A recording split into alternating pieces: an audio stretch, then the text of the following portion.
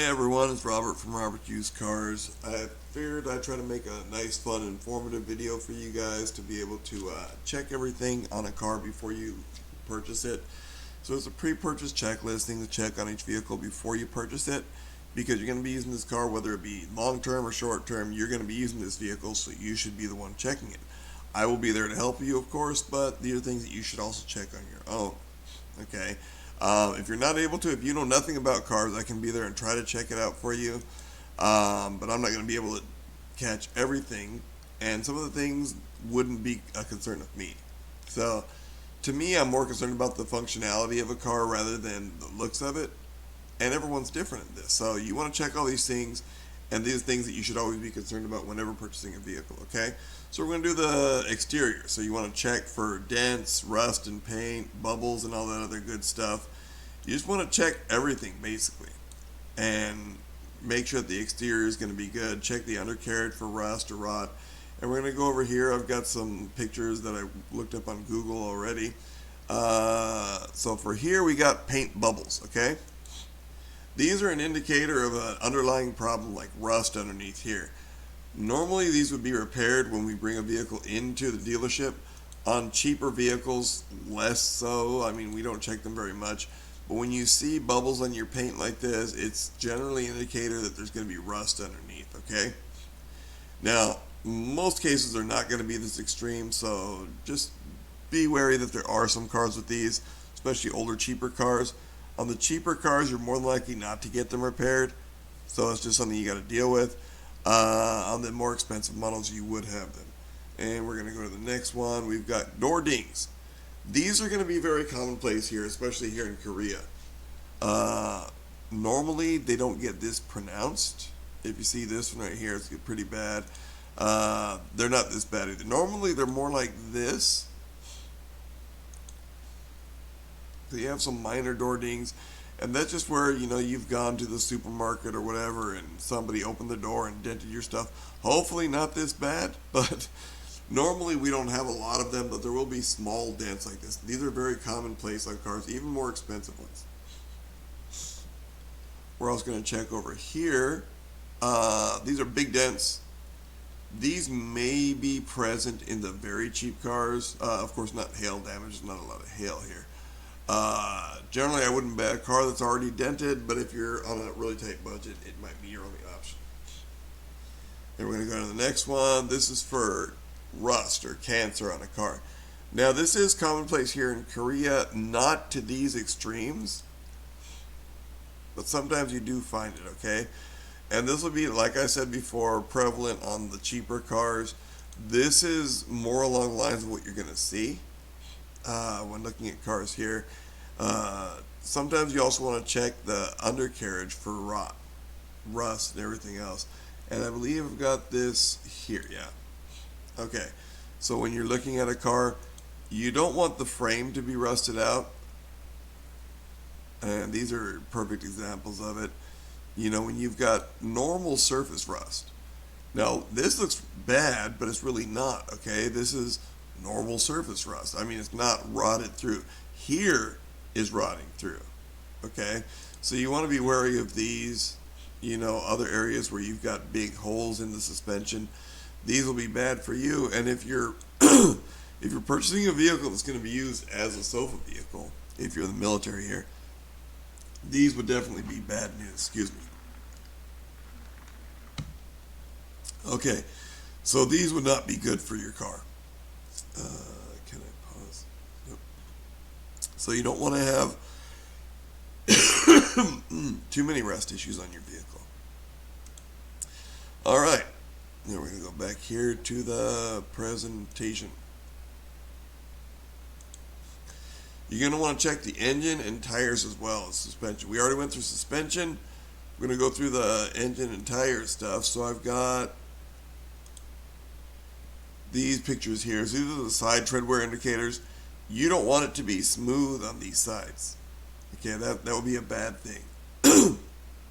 That indicates the tires have never been rotated, or they've been rotated too many times, too much hard turning, and it's going to cause bad traction through turns. And here's the center tread wear indicator. You want to be able to run your finger through this, and it should stop while running your finger sideways across this. If you can run your finger where there's a tread wear indicator smoothly over that where it doesn't stop, that's going to be a problem. Okay, and I've got another one here. This is for the tread wear indicators. So you've got the center tread wear indicators, which is what I was talking about. They're going to be little raised bars. If your finger can go directly across them smoothly, like I said, this wouldn't be very good right here, then you're going to want to think about getting new tires. Now, some of these things are things that the dealer will be willing to do before purchasing a car. I always help out with the stuff like this. So if you have some really worn out tires and you want to get a car, but everything else is good about it but the tires, then go ahead and check out this stuff. And we're going to move on to engine oil and stuff like this. So bad engine oil. So here's a really telltale sign for looking at your engine and all that. You open the engine filler cap, and if you see anything like this, if you see a sludge, I like to call it peanut butter. If you see a peanut butter in that engine oil filler cap, you're more than likely not going to purchase that car. Okay, that's an indicator of a blown head gasket. So coolant or water mixing with the engine oil, and it causes this sludge. All right. Let me see here. Oh, wrong one. Okay. That's for the test drive. We want to check a couple other things here as well. We've got the like brake pads. You're going to want to check those. Now here is the backing plate for the brake. You want to have at least a 1/4 inch of brake pad left. Okay. If you have under a 1/4 inch, under about 3 or 4 millimeters left, it's bad news. You want to go ahead and get those changed. Now if you're looking at a used car, you can ask to get those replaced. Those are mainly considered a consumable item, and most dealers don't do it when they get a car. I do if it's really bad. But that's something to always check when you're looking at a car. You always want to check the coolant reservoir as well. Most times it's either going to be pink or green, sometimes like rustish color. If it's rustish and sludgy, then you don't want the car.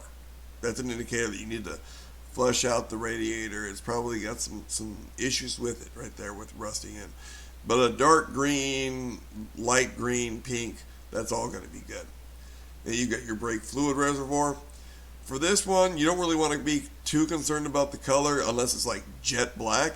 You just want to be concerned that it's within the fill range, okay? Now, most of these will have a high fill range and a low fill range. As long as it's in the middle, you're good. And we get that. And as far as the suspension, I forgot one thing. When you're looking at suspension, you also want to check shocks and stuff like that. You don't want to have a bent or a leaking shock.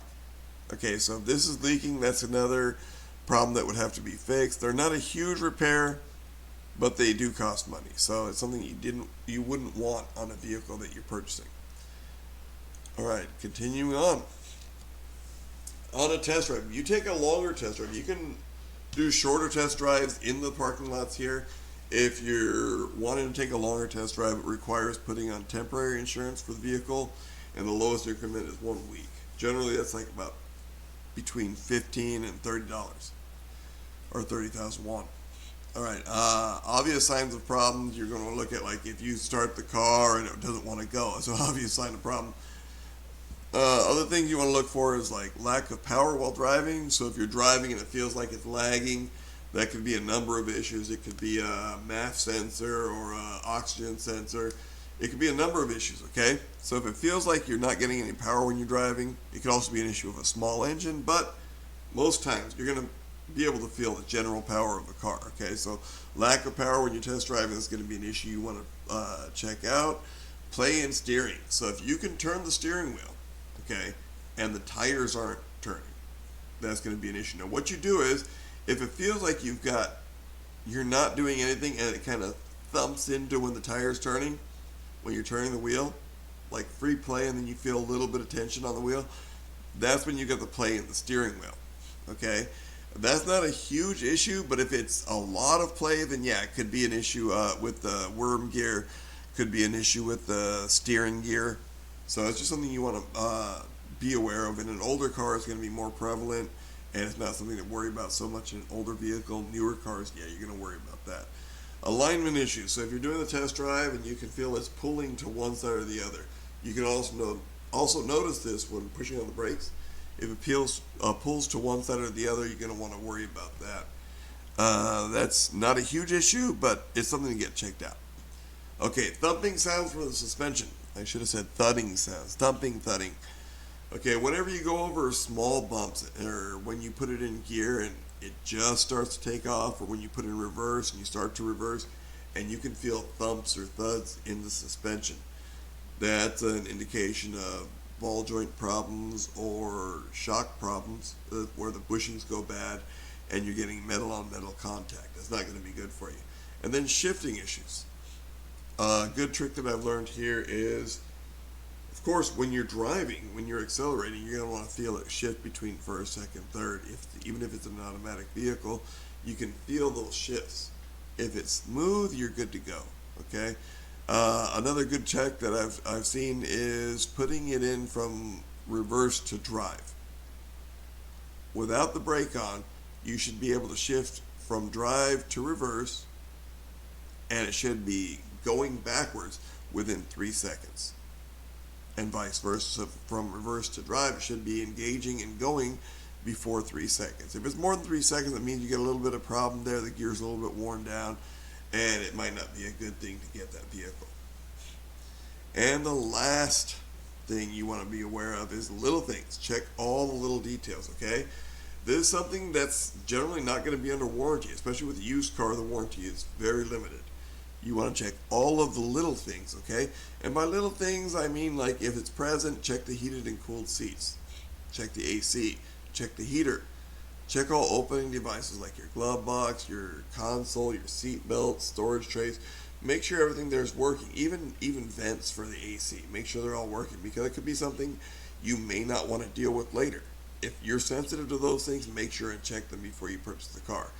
Check that your mirrors work. If you've got the folding mirrors, check the folding device. Check the directional control on them as well. Make sure you can adjust them. These would not be big issues, but they are some things that you can either not purchase the car for, or you can ask if they can be repaired for you before you purchase the car. Some dealers will do it, some dealers won't, and it's all about the person, so asking is never going to be a problem. Check the radio or navigation if present. Make sure it does all the functions that you want it to do. Radios are a personal choice there, of course. If it works, it should work. Basic radio, navigation, they should work if they're there. If they don't, I mean, it's more like a personal preference if you want to use navigation or not. So that's something you could just take with a grain of salt. Double check everything you can think of. Remember that everything that you can think of, you just want to make sure that it works. And double checking it to make sure before you leave is good. I've had people complain that brake lights weren't working and they failed some type of inspection, but we checked them and they were working when we were at the dealership. These things do happen, but double checking is always good practice. And one of the last things here is verify your license. Now, here in Korea, you can purchase a vehicle, you can insure it without a driver's license. The problem comes when getting into an accident with the insurance. Okay, so if you don't have a license, if you don't have a Korean license, there could be a problem with the insurance. They'll more than likely not worry about it too much as long as you don't make an issue of it, but definitely check your license, okay? Now, here's the stipulation there. If you don't have a license for a manual vehicle and you're driving a manual vehicle, you could be considered as somebody driving without a license. If you're driving an 11-passenger or more vehicle that you're not licensed for, that could also be an issue during the case of an accident. Now, last thing on this video is I am here for you, not vice versa. You didn't just pop upon me and I'm here and you're here for me. I'm here because you're my customer and you need help. So I'm going to be the one that's helping you. So ask any question that you feel is necessary about your purchasing process, and I'll be more than happy to answer it for you. Okay, that's all I've got for this video. Thank you so much for watching, and thank you for choosing Robert Used Cars.